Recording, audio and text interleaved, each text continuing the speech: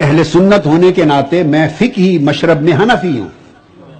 اپنی فقہی مشرب میں میں امام ابو حنیفہ کا مقلد ہوں، حنفی ہوں. تو میری فقہ میں امام ابو حنیفہ وہ اس لیے امام ہے،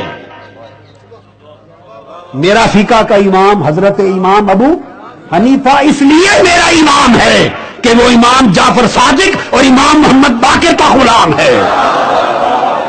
انہوں نے خود کہا حسین کو فقط حضرت حسین کہہ کے چل پڑنے والوں اور امام کہنے سے کترانے والوں امام ابو حنیفہ نے فرمایا، امام ابو حنیفہ میں فرمایا، جس کو فقہ کے اہل سنت کے فقہ کے سب امام اعظم کہتے.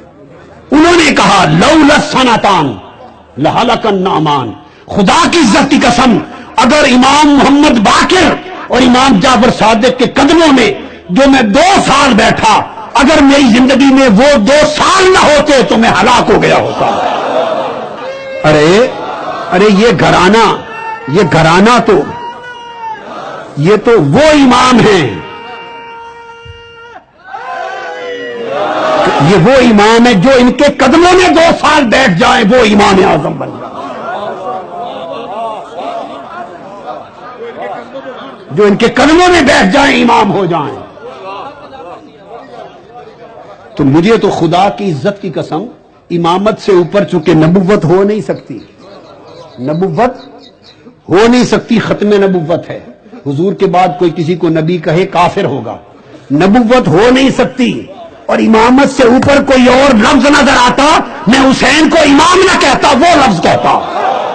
امام سے اوپر کچھ ہوتا، وہ تو امام قدموں سے امام بنانے والے ہیں.